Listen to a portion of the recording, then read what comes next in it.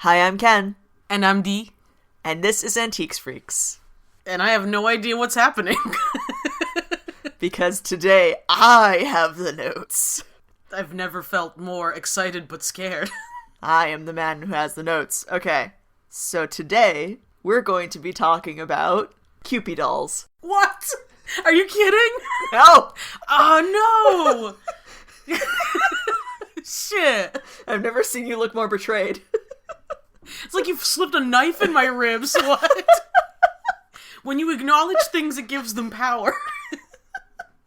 So, I'm guessing you have some history with this particular artifact. I just don't like this. Like, I don't have anything particular. I just don't like the little sons of guns. I don't like the way they look at me. I don't like that they have their own mayonnaise.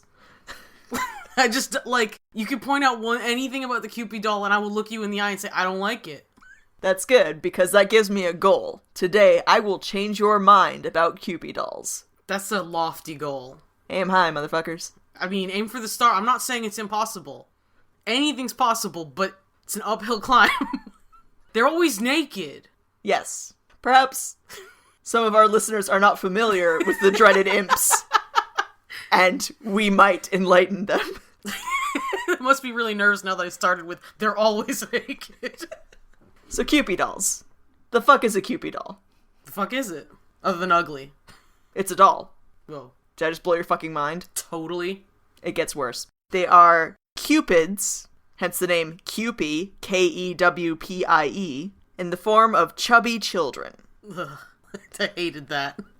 They have some distinctive features, namely a potbelly, splayed starfish hands with round palms and stubby fingers. Oh no! Wow, this escalated quickly. Look me in the eye and tell me those aren't starfish hands. No, I mean, they are, but I like hearing someone say the words is like dredging up an ancient horror. Like, you put words to it. Like if you had a toddler made of ham and then looked at its fingers. Okay, what else they got? They have hair gathered in 3 points, one larger top knot point on the crown of the head, and 2 tufts, one on either side of the head just over each ear. Fun fact, every description I looked up of a Kewpie doll mentioned the top knot, but did not mention the tufts over the ears, which to me add up to a more distinctive hairstyle. It's, when you start talking about the hair, the tufts over the ears is what I remembered first. Like, no one mentions it. I had to mention it my own damn self after looking at thousands of Kewpie doll photographs and being like, but tufts over ears. That's very strange. In this way, they're reminiscent of the Cupids in the Pastoral Symphony sequence of Disney's original Fantasia.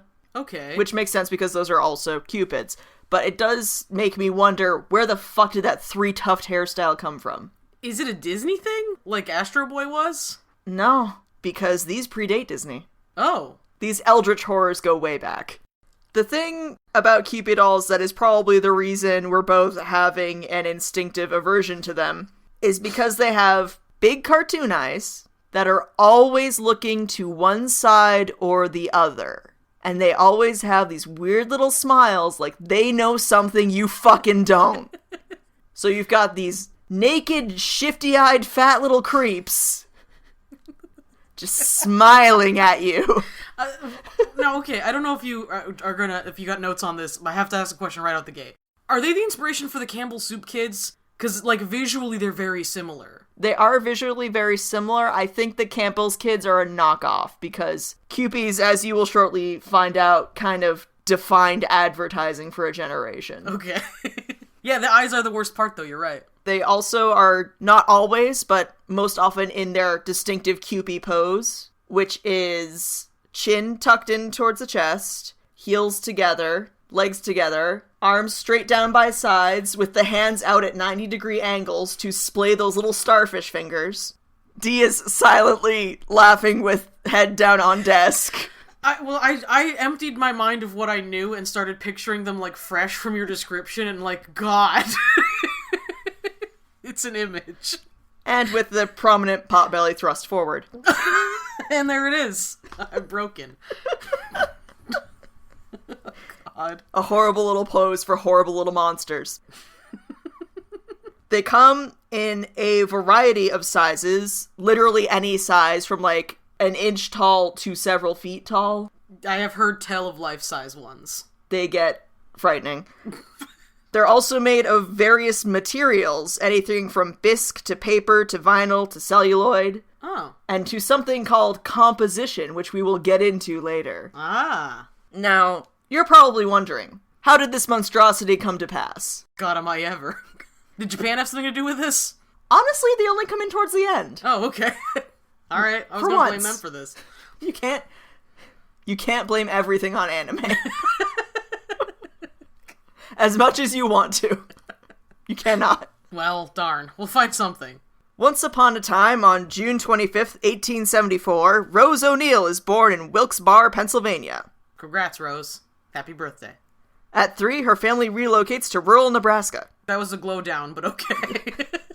She spends her entire childhood drawing like a motherfucker. That's relatable. Hashtag relatable. And at 13, she wins an Omaha Herald drawing competition with her entry, Temptation Leading to an Abyss. Whoa, that sounds metal. What? This kid's hardcore. Yeah, I love her. By the age of 15, she's helping support her family with illustration money from local Omaha publications. Hell yeah. In 1893, when she is 19, her dad brings her to New York City via the Chicago World's Fair. Oh. And the Chicago World's Fair is the first place she sees art outside of her dad's books. So she is entirely self-taught. Wow. And, again, supporting her family as a teenager on her illustrations. That's really impressive. And she doesn't fucking stop. Because once she's in New York City, she stays with nuns at the Sisters of St. Regis. A lot of artists do, huh? And these nuns chaperone her as she takes her portfolio around to all the publishers in New York City. Is that a good thing? I mean, it seems to have worked out. The nuns seem to be, like, cheerleading. Yeah, I mostly support nuns. It's also, like, kind of a callback to our Hummel episode in that nuns keep enabling art. Yeah, I was like, my head was, like, going back to, like, it seems like if you want to be an artist, the best thing to do is shack up with some, like, enthusiastic nuns. Yeah. What's that one nun that Casey's got the art show DVDs of? Oh, Sister Wendy. Sister Wendy. Sister Wendy does... There we go! Sister Wendy does have the spirit of art in her. Sister Wendy, the art history nun. Oh, if you don't know about her, because a brief aside, you have got to get yourself some Sister Wendy. It is an excellent introduction to art history. She is a delight to listen to. It's very good. All right. Official nun of the podcast, Sister Wendy. Dude, totally. Spoiler alert, she makes fucking bank. Hell yeah. Everyone loves her art. Yeah, I do too. I've never seen it. No, it's great. On September 19th, 1896, her illustrations are published in True magazine, which according to Wikipedia makes her, quote, the first published American woman cartoonist. Whoa, really? I'm confused by this particular statement because the math doesn't shake out, like she was already published by that point. Yeah. I think they might be making a distinction between illustrations and cartoons. That might be the case. There was a much harder line back then. So I'm gonna assume that's what's going on and push forward. Okay.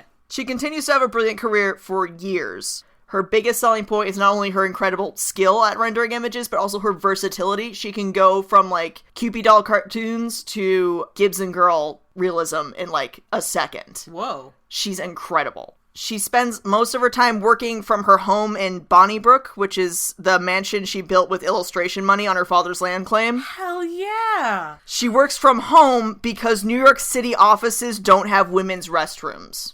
Well, you know, it's a bummer, but she's, like, blazing the path for herself, like... Also, mansion! And, yeah, also, like, I don't want to go to New York when I could be chilling in my dope-ass mansion. Oh my god, I love her. Right? Goals.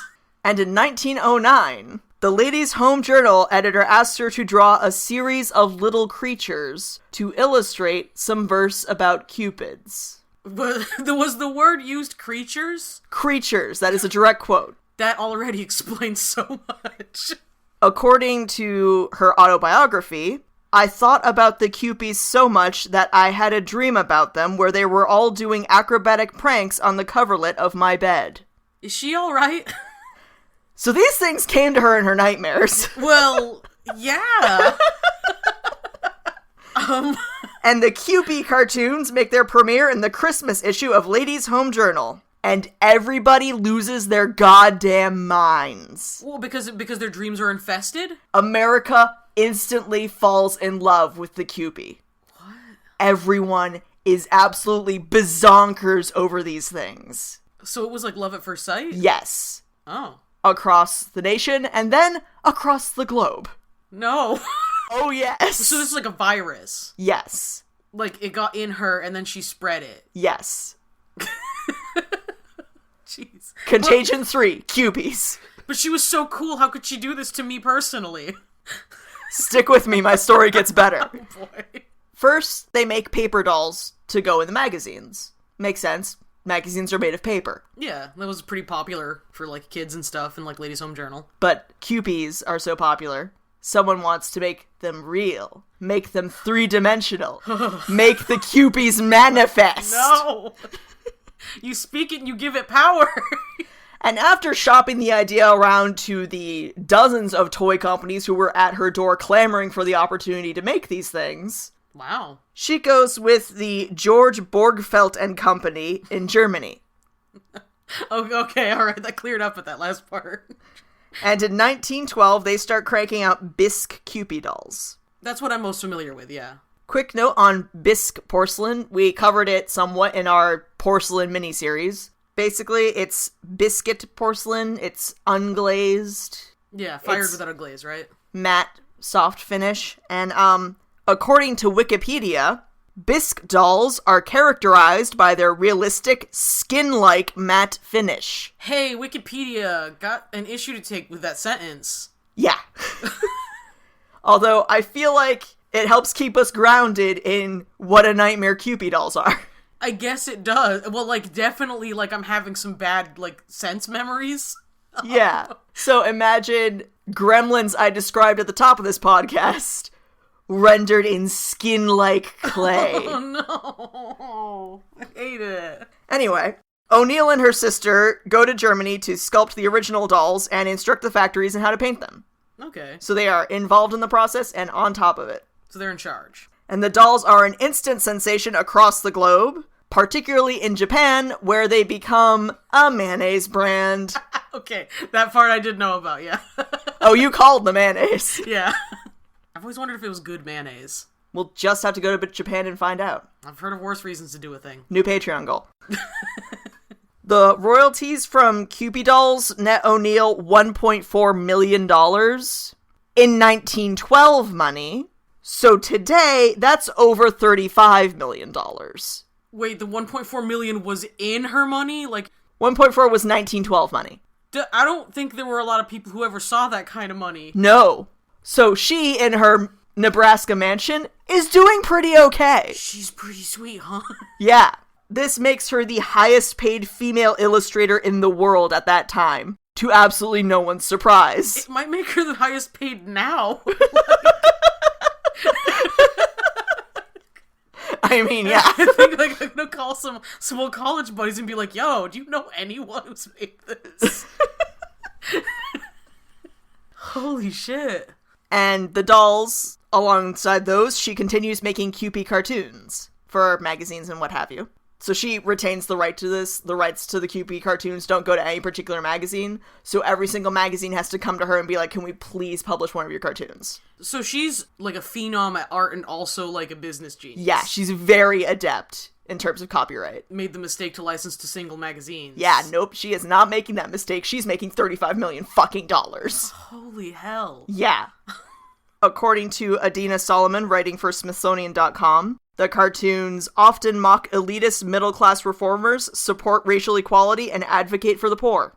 Hell yeah. But she did have one cause in particular that she dedicated the Kewpies to. Oh? Women's suffrage. What? Kewpie dolls support votes for women.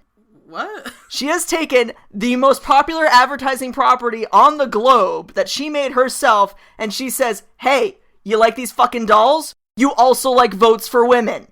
Wow. Kewpie cartoons depict the little gremlins wearing votes for women sashes, playing fife and drum Revolutionary War style, and carrying signs. Amazing. One particular postcard that I'm a big fan of has the text, "Give Mother the vote. Our food, our health, our play, our home, our school, our work are all regulated by men's votes. Think it over and give mother the vote. Wow. That's heavy. It's particularly heavy because, I don't know if you caught it, but it says our work. Because children were still having jobs at this point. Yeah. Child labor laws were not yet a thing. Yeah, that we hadn't gotten to that point in the yet. 1910s. Yeah, there was the coal mining and stuff. So the Kewpie dolls support votes for women. And the emphasis on youth and motherhood in these cartoons help combat the stereotype of the suffragette as a man-hating old crone. Wow. So it has taken a niche cause and made it more public and more mainstream. Meanwhile, O'Neill herself rents an apartment in Greenwich Village and starts marching in the streets of New York City for women's suffrage. Okay. I mean, you could do worse than Greenwich Village. She also joins the counterculture art scene while she's there, just, as a hobby. Well, you're there. You're already there, like, tearing down the establishment. Why not make art? Yeah, why not rub elbows with some new folk? And so the cartoons support women's suffrage. The dolls also support women's suffrage, particularly in Nashville, Tennessee in 1914, where famed aviator Catherine Stinson drops a plane full of parachuting Kewpie dolls over a crowd gathered at a fairgrounds, each doll wearing a Votes for Women sash. What? In the 9 circles of hell? Parachuting Kewpie dolls want you to give women the vote! So she just said, fucking vote this, motherfuckers, and just, opened, the cargo hold on her plane and just, boom! And just, I mean, the crowd had gathered for that event specifically, but yes. Just, several hundred little Kewpie dolls doing, political halo jumps from her plane. Yes! God. That's the most incredible thing I've ever heard or imagined. Right? Why don't they ever say this shit when they're teaching about women's suffrage? It's so cool. Right? And weird, but cool. But yeah, spoiler alert, women got the fucking vote. But how could they not? Yeah, this wasn't covered in iron-jawed angels, somehow. Yeah, no, I thought it was just printing presses and misery. Nope, Kewpie dolls. Oh my god. Wow. I'm still picturing the Kewpie doll plane. It's a good picture. How much would it cost to have it happen again? We can look into it. We can absolutely look into that. New Patreon stretch goal. Alright, we're doing this. But back to Kewpie dolls. Okay, yeah. Now that they've saved the world. Now that they've gotten women the vote. In World War I, the Kewpie doll production moves from Germany, for obvious reasons, to France and Belgium. Okay. So the bisque dolls are made there now. But Kewpie doll factories also open stateside. Finally. However, the American factories do not make bisque. American Kewpie dolls are instead made from composition. That's ominous. Composition is a combination of sawdust, glue, and, quote, other materials, like resin, flour, or cornstarch. According to Wikipedia, composition dolls were marketed as unbreakable in comparison to the porcelain dolls which preceded them. Now, I know I've worked with composition dolls and I can say that is not true. They may have aged poorly. Okay. I'm being unfair from 200 years in the future. Yeah, I feel like sawdust and glue does not have much lasting power. Wow. Anyway, World War I ends and the 1920s happen. Fuck the Jazz Age. Hell yeah. Let's get ready to fuck the Jazz Age. And now, factories open in Japan for Kewpie dolls. Well, I told you they'd come into it. Yeah. I fucking warned you. You did warn me. They begin producing Kewpie dolls in celluloid. Okay. And very small ones. Because they want them to catch fire. I cannot disprove that. Okay. And these dolls, since they are smaller and cheaper than their composition or bisque counterparts, are often given away as prizes in carnivals. Which is where we get the pop culture idiom, you win the Kewpie doll. Alright, I'm gonna have to level with you. I've never heard that idiom before. You absolutely have. I have? Because it appears frequently in the oeuvre of Joss Whedon. What? What's he doing here? Notably in both Atlantis the Lost Empire and Buffy the Vampire Slayer. Oh boy. I guess I have heard it before. It is typically a sarcastic response to someone performing a minor feat of intellectual prowess, such as answering a trivia question. They had trivia at carnivals? In conversationally. Oh, okay. Alright. The idiom is... Alright, sorry, I just put that in your ball. My brain was lagging. But you did eventually put it together, which means you win the Kewpie doll. Oh, boy. Great, that was a sarcastic response. No. To a bit of trivia. Meanwhile, Rose O'Neill is studying sculpture under Auguste Rodin. What? What? Yeah. Fucking yeah. For those of you who didn't go to art school, he is the sculptor. Yeah. Second to, like, Bernini. That doesn't mean anything if you don't... Shit. He is second only to the man who turned marble into gauze. Yeah. Oh, Thinking Man. Jesus Christ. Oh, yeah. That was his. Alright, everyone knows that one. Everyone knows Thinking Man. The Thinker. The Thinker. You know, Thinky guy. How many years of art history? Brain dude. Yeah. Chair guy, you know, him. Then she gets elected to the Société Coloniale des Artistes Français in 1921 and exhibits her works at the Galerie de Vendée in Paris and the Wildstein Galleries in New York. I butchered the pronunciation of all of those. Suffice to say, she is murdering the art world with her sculpture. Yeah, she's killing it. So, yeah. Wow. What? Yeah. And she's doing all of this to, like, with, like, the backdrop of Kewpie dolls just sort of funding it? To the backdrop of, like, Kewpie dolls silently making her millions of dollars. Yeah. Wow. So this goes on for a couple of decades, just her being, like, crazy rich and successful in counterculture. Well, I kind of love her. And then, in 1944, Rose O'Neill dies. No. Well, she was born in the 1870s, my dear. She had to go sometime. Yeah. And now, every single source I looked up said she died, quote, penniless. Which is an interesting choice of words because the reason she had no money at the time of her death is not because she went bankrupt or had bad investments or got her money stolen. It was because she had given away all of her millions to friends and charities. That's not what being penniless is like. That means she died generous. Like, because pennilessness is when you don't have the money, not when you voluntarily gave up the money because you knew you were going to pass. That's a massive disservice they've done her. So anyway, Rose O'Neill dies a fucking hero. Yeah. Rose O'Neill died the bossest of all of us. Like, man, damn. She's so cool. She's honestly my new hero.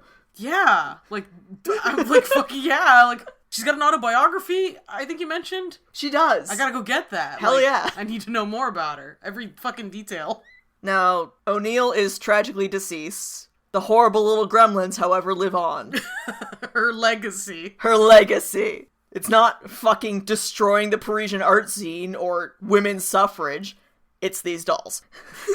I wonder if she resented that, but I think it would be hard to resent it with those millions in the bank. Yeah, I feel like the millions of dollars makes the resentment kind of melt away. Yeah. Kewpie doll popularity towards the middle of the century starts to wane, but not really, because they never stop selling.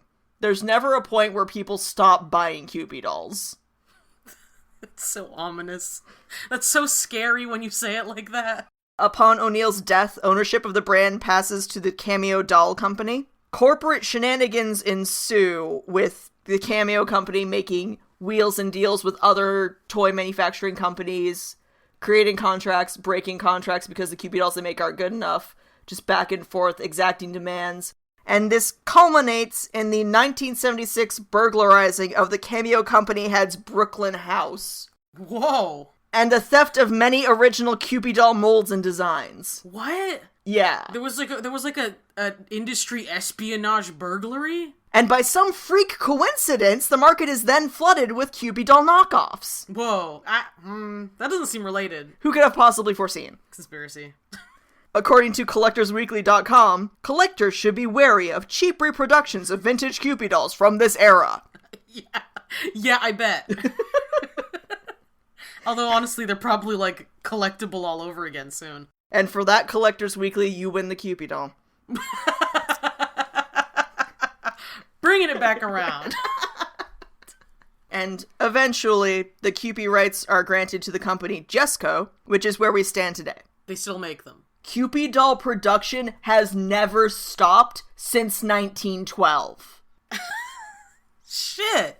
People have been fighting over the rights to make these little gremlins since 1912. What makes them so appealing across the ages.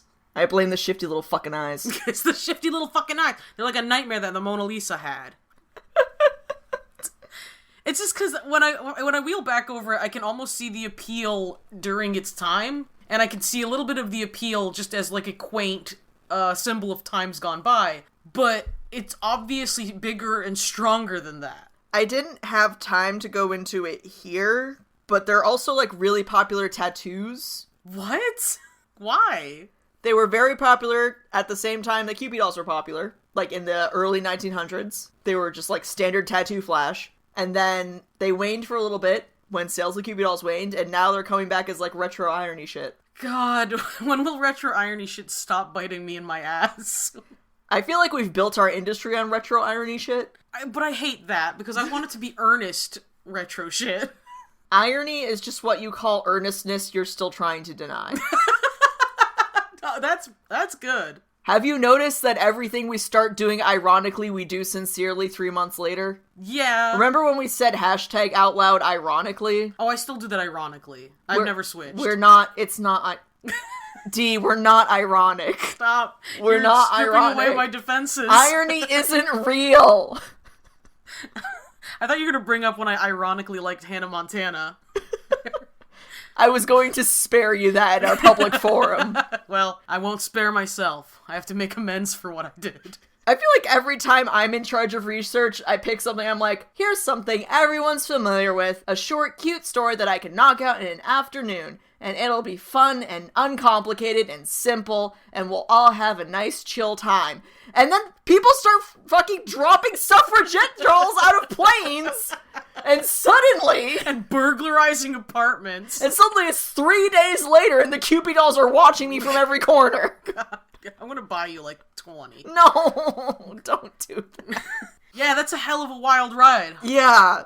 I realize this is like a weird detail to get stuck up on, but like, he had the Kewpie molds in his apartment.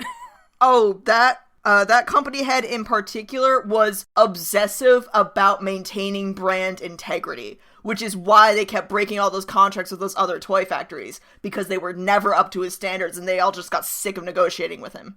That's... that could be an episode all on its own. Like, again, I didn't have time for it. Oh, boy. There's been a lot of shit. Okay, well, I do have to say right now, it worked. I'm flipped on Kewpies because I love O'Neill so much. Right? That it's like, I'm glad that they were there for her to give her the best life possible. She's incredible. I love her. And also just the fact that she took, like, I don't know, I haven't read her autobiography yet, and correct me if I'm wrong in the things you've read, sounds like she took something she knew was powerful and said, okay, well, I can do something with this, which is, like, the definition of chaotic good. It reminds me a little bit of Patrick Rothfuss holding book 3 hostage until people donate to charities. Yeah, it's that kind of like, okay, well, I didn't intend for this, but now I'm going to wield it like a weapon, which is, that's incredible, like, I love that. So now that you've come around, you want to start collecting Kewpies. Nah, I wouldn't go that far.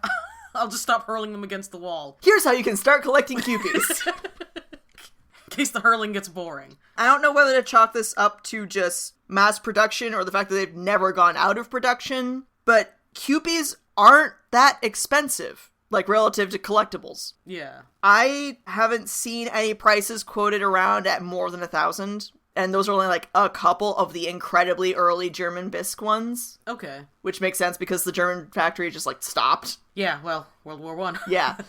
They're rarely more than 500, usually between 100 and 200. I take it those are for, like, nice examples? For, like, yeah, nice mint condition examples from the German factory original shit. Wow. They're particularly valuable if they are not in the standard Kewpie pose. Well, yeah, okay.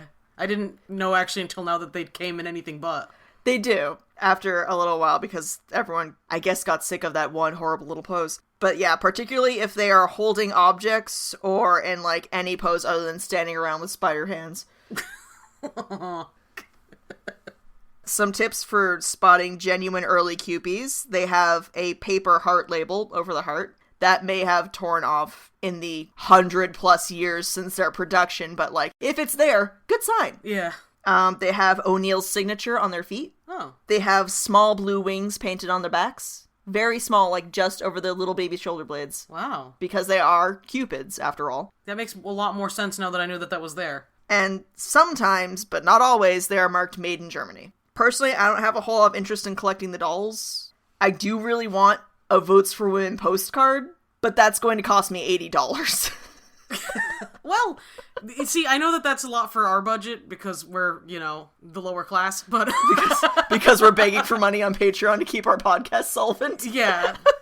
But $80 is not that much for what I would call a pretty, weighty collectible. It does have great historic significance, which is driving the price up. Yeah, I want one too, dang it. I want a print with all that thing about, kids being controlled in the workplace. Just so I can awkwardly remind everybody that, remember? You remember? Time before labor laws? Anyway, check out these Kewpies. We could probably get a reproduction pretty cheap. That would be kind of fun. We could probably... Fuck it, we went to art school. We can make a reproduction. What the fuck am I talking about? Alright. Every once in a while I forget we art. I'm pretty sure now that you said that whoever currently holds the Kewpie rights is going to just, swat us. They can't do anything to us if we're making it for our own amusement. We have to call them, Kewpies or something, though. I'm not saying we make them to sell. I'm saying I make mine for my wall. Oh, right. That's not illegal. No. I don't know what it says about me that my first instinct is, how can I get away with this? I blame capitalism. Yeah, it's probably that. But yeah. Bisque dolls and suffragette memorabilia aside, you can start your collection of Kewpie dolls pretty fucking cheap because, again, they never went out of production and they come in every size and every material. Awesome. I do know, because very recently I sold one of the little celluloid ones from Japan. Also very cheap. I've never seen one breach $50. Damn. And they come really tiny. Oh yeah. Minuscule. So teensy. So that might dovetail nicely with anyone who likes things that are miniature. Are you thinking of my sister? Because I am thinking of my sister. I was thinking of your sister, yes. Hi, Monica! Hi, Monica. I know you love miniatures. Miniatures. So tiny, so small. I don't know why I said that like Penelope Cruz. Alright, yeah, that's Kewpies. Comments, questions? Concerns? I got many concerns. Deep, pressing concerns. Honestly, the concern that's been riding my back this whole time was that, did the person who wrote that sentence on Wikipedia, did they, forget that I live in skin all the time and can disprove them quickly, vis-a-vis the texture of bisque? I don't think the people who edit Wikipedia touch skin very often. I thought you were gonna say they don't have skin. Not anymore. It's sloughed off years ago. Decrepit Wikipedians. Just kidding, we love you, Wikipedia. Yeah, sorry, I know. Donate. Sorry about all those times I got my IP address banned. What did you do? Oh, I just made New Bedford's page look a little more fun, a little more interesting. Dino. Made myself the bear. Dino. 4 times. Dino. Little things. I was wondering if I could get it to stick that way. Oh my god. Yeah, I don't know. Other than that, I'm truly surprised that you managed to flip me on this. But O'Neill is like I don't understand why we don't have biopics about her, because she sounds like there's probably definitely a lot of stories in her whole big crazy life. Oh hell yeah. What a force of nature. That's amazing. I also feel a little cheated that I never knew anything about her. Yeah, how the fuck did she not come up in art school? We both went for illustration. How did the highest paid female illustrator of the 20th century not come up in illustration school? And the first published cartoonist, because unfortunately cartooning also is a part of illustration. Sorry, cartoonists, that was rude. I was gonna say. I have a chip on my shoulder from college. That's all me. Someone called me that once, and we just went right up my spine. Because it's not my... Meanwhile, I was at the desk adjacent to yours physically drawing cartoons. Illustrations. Comic strips. Literal actual comic strips. No, well, it was because, I wasn't good yet, and someone was just like, oh, are you some kind of cartoonist? I'm like, no, I'm just bad at art. Fuck off.